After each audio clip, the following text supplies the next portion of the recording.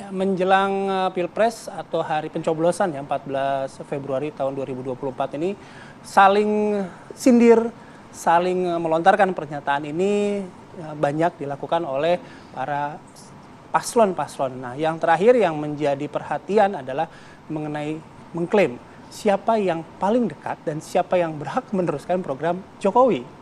Kita akan bahas, tapi sebelumnya kami akan hadirkan tayangan yang berikut ini.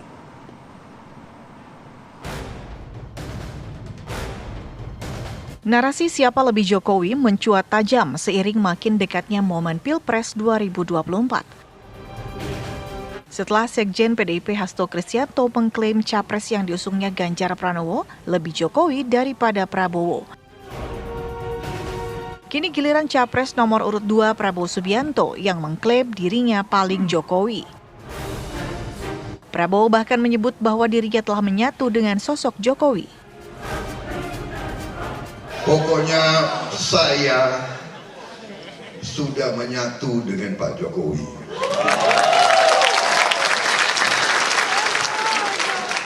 Saya tidak tahu ilmunya Pak Jokowi bagaimana itu. Yang jelas hebat, ya kan? Beliau bukan saja mengalahkan mantan panglima, mantan jenderal. Beliau mengalahkan, tapi beliau bisa menjadikan kawan yang baik. Itu ilmu yang sangat tinggi. Pernyataan Prabowo pun bak diamini putra bungsu Jokowi Kaisang Pangarep. Pasca debat pertama Capres 2024, Kaisang secara gamblang menganggap Prabowo lah yang pantas diklaim sebagai kelanjutan Jokowi. Untuk perubahan sudah jelas. Saya kira Pak Anies kemarin apa-apa ya perkataan beliau kurang, ada yang kurang, dan nanti di kami akan diubah, apa-apa akan diubah. Dan kalau Pak Prabowo ya jelas juga akan melanjutkan. Memang kalau untuk Pak Ganjar saya masih bingung tadi positioningnya seperti apa. Pernyataan Kaisang pun langsung ditanggapi calon presiden nomor urut 3 Ganjar Pranowo. Ya, memang untuk memahami ini perlu belajar dan perlu waktu, sehingga bisa cerdas melihat persoalan dan tidak bingung. Karena politisi tidak boleh bingungan. Politisi harus bisa merespon itu dengan baik. Kita cepat dan unggul. Mas Ganjar. Ganjar juga menanggapi aksi saling klaim paling Jokowi. Ia menganggap wajar hal tersebut terjadi di masa kampanye Pilpres 2024. Sementara calon presiden nomor urut 1 Anies Baswedan menganggap Jokowi dan Prabowo merupakan sosok yang berbeda. Salah satunya Prabowo berasal dari dunia militer, sedangkan Jokowi berasal dari wirausaha.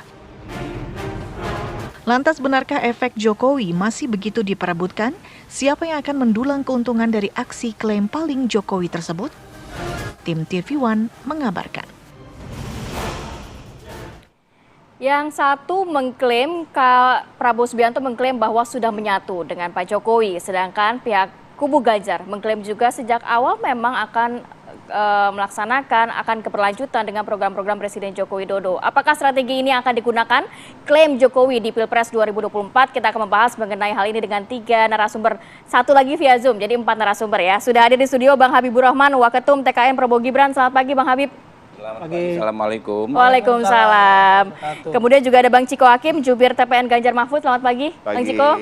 Gimana kabar? Kemudian juga Bang Teguh Juwarno, Jubir Timnas Amin. Selamat pagi. Selamat pagi. Assalamualaikum warahmatullahi wabarakatuh. Dan juga sudah ada Mas Burhanuddin Muhtadi. Selamat pagi. Sudah bergabungkah bersama kami via Zoom ini? Assalamualaikum. Selamat pagi, Prof. Waalaikumsalam. Oke, terima kasih banyak waktunya. Selamat pagi, terima kasih banyak waktunya. Saya mau ke Bang Habib dulu. Bang Habib, ini kalau melihat nampaknya kubu sebelah ini juga ikutan saat ini mengklaim bahwa Pak Jokowi dukungannya kepada Ganjar dan lain sebagainya. Sebelah mana? Sebelah sini. Yang pasti bukan sebelah sana. Jangan-jangan itu sebelah sana, ya kan? Ya kalau mau ikutan Going Pak Jokowi yang nggak bisa ditebak ya kan, ujungnya tahu. Gimana Bang Habib menanggapinya nih? Ya tentu kita sangat senang ya, kita bergembira, berbahagia ya kalau ada narasi belakang muncul begitu. Karena kan sebelumnya dikatakan Pak Mahfud ngomong Indonesia sekarang tidak baik-baik saja ya kan.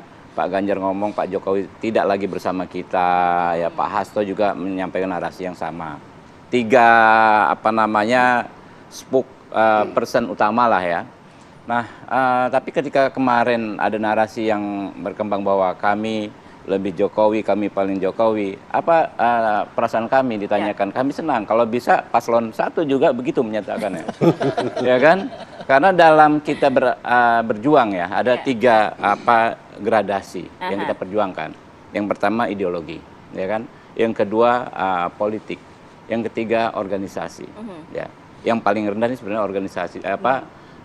organisasi saja. Misalnya kita mencalonkan seseorang, kita berharap dia menang. Tapi yang paling tinggi nilainya ya gradasi itu adalah ideologi. Secara ideologi bagaimana kita memahami situasi saat ini, kita sudah on the track, sudah baik sekali dan kita ingin keberlanjutan. Kita ingin melanjutkan capaian-capaian pemerintahan saat ini, sehingga rakyat tidak lagi galau ya kan, kita akan kembali ke titik nol, ya akan ngulang lagi nanti 10 tahun lagi ngulang lagi dan lain sebagainya. Nah itu yang kami syukuri dengan narasi positif dari sahabat-sahabat kami. Walaupun strateginya jadi kurang lebih sama nih nanti. Nggak ada masalah ya. Sahabat-sahabat kami dari koalisi nomor 3 ya menyampaikan hal yang sama, satu frekuensi dengan kami. Jadi kan sekarang istilahnya dua faksi besar dalam kontestasi ini sudah satu frekuensi yang sama ya kan. Kalau kami yang menang ya alhamdulillah ya kan. Kami tentu akan merangkul semua, baik paslon 3 juga termasuk paslon 1, tetap akan kami rangkul. Kalau kami belum mendapat amanah, misalnya yang menang kubunya Pak Ganjar ya alhamdulillah juga nggak ada masalah. Kita akan support. Ya. Jadi kan? Pak Prabowo adalah paling Jokowi sekarang ya kan? Pak Prabowo adalah paling Jokowi sekarang ya? Ya silakan publik menilai. Itu kan bukan klaim. Yang seperti itu kita klaim setengah mati. Kalau rakyat menilainya tidak demikian kan percuma. Ya kan kita serahkan kepada rakyat untuk menilai. Kalau itu bagi kami adalah komitmen. Ya. Bang Ciko. Tekad besar kami sebagai anak bangsa, itulah tekad kami. Bang Ciko. Kalau melihat apa yang disampaikan tadi Bang Habib, terakhir kan kita dengar Mas Arya dan Mas Hasto ya, menyebutkan gitu ya. Kalau misalnya tadi Bang Habib bilang, kalau waktu itu Pak Ganjar bilang ya Pak Jokowi tidak lagi bersama kita. Sekarang narasinya berubah. Ini lagi galau apa gimana Bang? Sebenarnya bukan narasi yang berubah ya kan, namanya orang kalau satu rumah tangga itu kan ada friksi-friksi biasa lah ya. Suami istri aja bisa berantem ya kan. Justru biasanya yang saling mencinta itu kalau lagi marahnya bisa lebih meledak-ledak kan gitu ya. Tapi pada prinsipnya kita kan bisa tahu siapa yang mencalonkan Pak Jokowi selama 2 periode. Siapa juga yang bersama Pak Jokowi di dalam kabinet yang selalu mendukung program-program beliau, begitu juga di DPR. Nah ini yang satu. Yang kedua adalah bahwa ini bukan sesuatu hal yang tiba-tiba kami Jokowi, enggak. Di dalam visi misi kami pun yang sudah dimasukkan ke KPU dan bisa dilihat langsung oleh seluruh masyarakat, itu semuanya adalah program keberlanjutan dan peningkatan serta percepatan.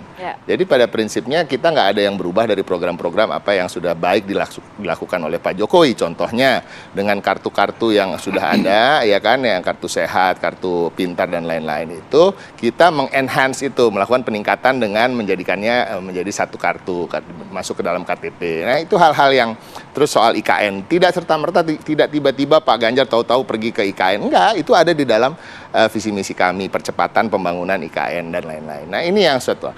Yang kedua, yang ketiga, ini yang penting juga masyarakat juga harus menilai bahwa Pak Jokowi dan Pak Ganjar memiliki kesamaan dalam historis, sejarah kehidupan, bahwa mereka lahir dari keluarga yang sangat sederhana, ya bahkan bisa cenderung miskin lah gitu ya, tapi bisa menapaki jenjang karir dengan berjuang, kerja keras dan lain-lain sehingga mencapai titik di mana mereka berada sekarang. Itu jadi kenapa kemarin lokasi kunjungan Pak Presiden dengan kampanye Mas Ganjar juga sama-sama, itu salah satunya? Itu bisa-bisa gini, itu setelah kita telah kembali dan apa yang disampaikan oleh Seknek itu katanya kan sesuatu hal yang sudah direncanakan dan kita juga saling tidak tahu. Nah, itu sepertinya semesta mendukung lah, ya kan? Habis Pak Ganjar lalu itu. Nah, itu tanda-tanda alam lah mungkin ya.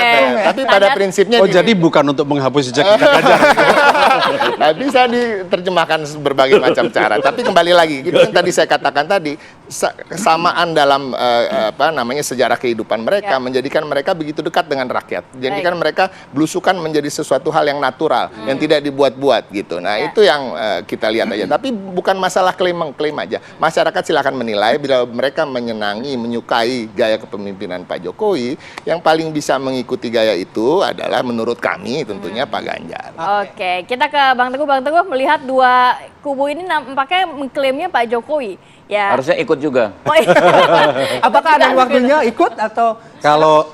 Kalau kami melihat ini dua sahabat kami di paslon nomor 2 dan 3 ini, kalau dalam bahasa sekarang ini kalau sebagai sahabat ini dipertanyakan ketulusannya. Kenapa?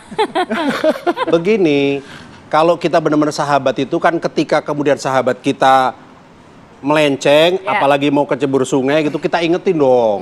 Nah, Pak Jokowi di periode pertama, kita semua sepakat luar biasa prestasinya, dikagumi, pencapaiannya juga sangat bermanfaat buat masyarakat. Periode kedua, tiba-tiba setelah semua partai dikonsolidasi, ujung-ujungnya kita menemukan berbagai hal yang diindikasikan dengan misalkan kebebasan berpendapat mulai terasa ada hambatan, rakyat tidak berani mengekspresikan pendapatnya. Ini tercermin dari survei misalkan ya, indeks demokrasi kita turun, terus kemudian ya drama-drama yang lain, MK, keputusan MK, kemudian sebelumnya didahului misalkan dengan Undang-Undang Ciptaker dan sebagainya, yang semuanya berhadapan, dalam tanda petik saya katakan berhadapan ya, dengan rakyat. Nah, hal-hal ini kan menurut kami sebagai sahabat lama beliau, ya ini harus diingatkan. Hal ini tidak ingin kita bawa situasi ini, kita ingin lakukan perubahan. Jadi yang mau kecebur sungai tadi itu, siapa? Sahabat yang nggak tulus itu yang mana? Ya, Pak Jokowi ini kan kita ingin beliau kalau dalam perspektif spiritual itu pengen menyelesaikan kepemimpinannya dengan husnul khotimah, dengan akhir yang baik, akhir yang cemerlang, sehingga kemudian selalu dikenang sebagai presiden yang hebat itu. Nah, tetapi di akhir perjalanan beliau ini kan kita melihat ada hal-hal yang kok tidak sejalan dengan prinsip-prinsip atau esensi demokrasi. Ini harus kita ingatkan. Nah, itu kita ingin menjadi sahabat yang mengingatkan. Nah, ini yang di samping-samping merasa akan diingatkan nggak? Tapi tahan dulu, Bang Habib. Kata kuncinya dia pengen jadi sahabat juga. Iya. Kita akan ke Mas Burhan melihat kok nampaknya dua kubu ini saling klaim. Apakah ini efektif menjadi strategi dalam Pilpres 2024? Tapi kita sambung lagi ya di segmen berikutnya. Tetap bersama kami.